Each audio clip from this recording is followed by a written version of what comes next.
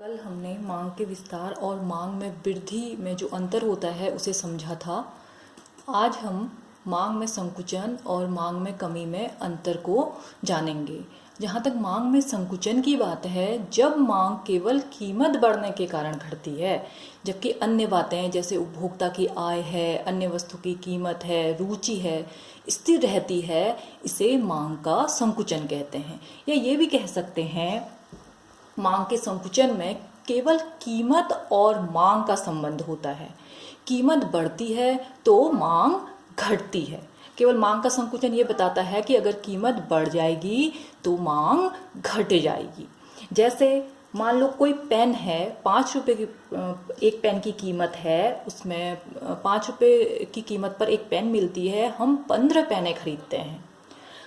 अब अगर उसकी कीमत बढ़ करके 10 रुपये हो जाती है तो हम पेन की मांग घटा देते हैं, हम केवल 5 ही पेन खरीदते हैं।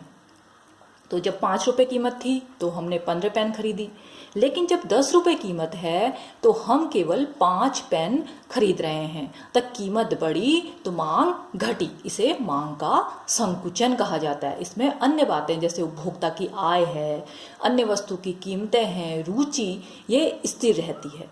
इसमें उपभोक्ता एक ही मांग वक्र पर नीचे से ऊपर की ओर गमन करता है या जाता है। इसको हम चित्र से समझते हैं। एक्स अक्ष पे हमने मांग मात्रा दिखाई है, वाई अक्ष पर हमने कीमत दिखाई है। डी डी हमारा मांग वक्र है।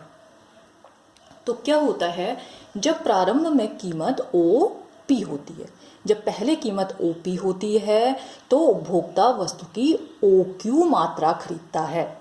इस स्थिति में वह डी डी जो मांग वक्र है उसके ई बिंदु पर स्थित है। ई बिंदु पर स्थित है, यहाँ पर वह ओ पी कीमत पर वस्तु की ओ क्यू मात्रा खरीद रहा है। अब वस्तु की कीमत बढ़ जाती है, ऊपर की ओर चले गई, ये बढ़ रही है, ऊपर की ओर जा रही है, इसका मतलब बढ़ रही है। कीमत ओपी से बढ़ के OP1 हो जाती है। जब कीमत OP1 हो जाती है तो उपभोक्ता वस्तु की मात्रा कम खरीदता है। वो पहले OQ खरीदता था, अब उसने अपनी मात्रा, वस्तु की मात्रा कम करके OQ1 खरीद रहा है। इसे मांग का संकुचन कहा जाता है। पहले की तुलना में उपभोक्ता ने जो मांग गिराई है वह Q1 है। वस्तु की मांग में जो गिरावट आई है वह Q1 है। इसे हम मांग का संकुचन भी कहते हैं। यहाँ हमने एरो से दिखाया है Q1। और उपभोक्ता नीचे डीडी मांग वक्र के निम्न बिंदु से उच्च बिंदु की ओर, नीचे से ऊपर की ओर जाता है। नीचे के बिंदु से ऊपर की ओर, ई से E1 की ओर जाता है।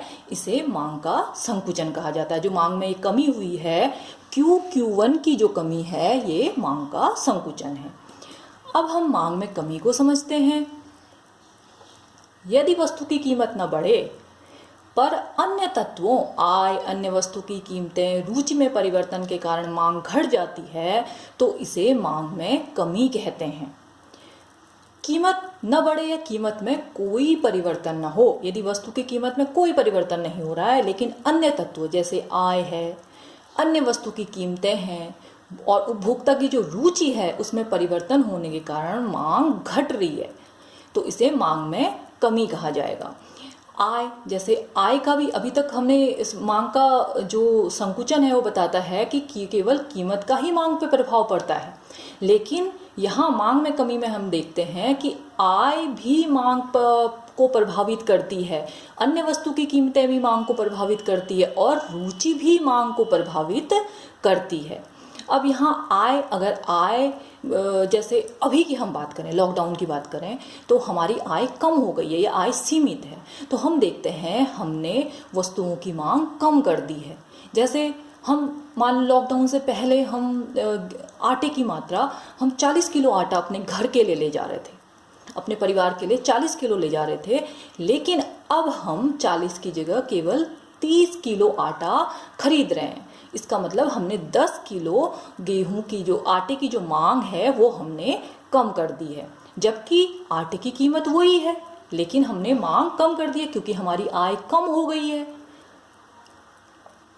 अब ऐसे ही अन्य वस्तुओं की कीमतें, अन्य वस्तु कहने का मतलब संबंधित वस्तुएं, जैसे जो एक दूसरे से संबंधित होती है, जैसे चाय, कॉफ़ी एक दूसरे से संबंधित होती है, एक दूसरे की जगह पर जिसका प्रयोग किया जा सकता है। और पेट्रोल और कार जो एक साथ प्रयोग की जाती है, इन्हें संबंधित वस्तुएं कहते हैं। इसमें एक वस्तु की कीमत का दूसरी वस्तु की मांग पर प्रभाव पड़ता है। जैसे हम देखते हैं चाय, मान लो चाय की कीमत स्थिर है, चाय की कीमत में कोई परिवर्तन नहीं हुआ है, लेकिन कॉफ़ी की कीमत घट जाती है। कॉफ़ी की कीमत घट जाती है तो लोग चाय पीना छोड़कर कॉफ़ी पीना शुरू कर देते हैं। लोग चाय नहीं पी रहे हैं, कॉफ़ी पी रहे हैं, तो क्या होता है, चाय की मांग घट जाती है। जबकि चाय की कीमत में तो कोई परिवर्तन नहीं हुआ, चाय की कीमत बढ़ी नहीं, लेकिन फिर भी उसकी मांग घट गई। ऐसा इसलिए हुआ क्योंकि कॉफ़ी की कीमत घटने से चाय की मांग पर प्रभाव पड़ा। ऐसे ही रुचि भी मांग को प्रभावित करती है। अगर किसी वस्तु पर उपभोक्ता अधिक रुचि दिखाता है, या उसकी रुचि बढ़ जाती है या रुचि घट जाती है, ये दोनों मांग को प्रभावित करते हैं। यदि रुचि, हम देखते हैं कि उपभोक्ता की रुचि गर्मी के मौसम में जो हीटर होते हैं, रूम हीटर होते हैं, उसमें कम दिखाता है क्योंकि उसको ज़रूरत नहीं होती, उसकी आवश्यकता नहीं रहती, तो वो क्या करता है कि रुचि कम दिखाता है, तो जिसके कारण से उसकी मांग घट जाती है, कम बिकने लगते हैं हीटर, उससे उसकी मांग घट जाती है क्योंकि उपभोक्ता खरीद नहीं रहा है। जिससे क्या होता है कि कीमत में कोई परिवर्तन नहीं हो रहा, उसकी कीमत स्थिर है, कीमत में कोई परिवर्तन नहीं हो रहा है, फिर भी उसकी मांग घट रही है। ऐसा इसलिए हो रहा है क्योंकि उपभोक्ता की रुचि कम होने के कारण उसकी मांग घट गई। इसे मांग में कमी कहा जाता है। इसमें उपभोक्ता दाएं मांग वक्र से बाएं मांग वक्र की ओर गमन करता है। और कैसे गमन करता है, हम इसे चित्र से समझते हैं। ये चित्र है, इसमें x अक्ष पर हमने मांग मात्रा, वस्तु की मांग मात्रा दिखाई है, y अक्ष पर हमने वस्तु की कीमत दिखाई है। प्रारंभ में वस्तु की जो कीमत है वो OP है, OP कीमत पर, और उपभोक्ता का जो मांग वक्र है वो DD मांग वक्र है, और इसकी वस्तु की जो मांग है, वस्तु का जो मांग वक्र DD मांग वक्र है। इसमें उपभोक्ता E बिंदु पर स्थित है, E बिंदु पर वस्तु की OQ मात्रा खरीद रहा है, वो OP कीमत पर वस्तु की OQ मात्रा खरीद रहा है। अब वस्तु की कीमत में कोई परिवर्तन नहीं होता, कीमत OP ही रहती है। देखो कीमत OP ही रह रही है, न बढ़ रही है न घट रही है।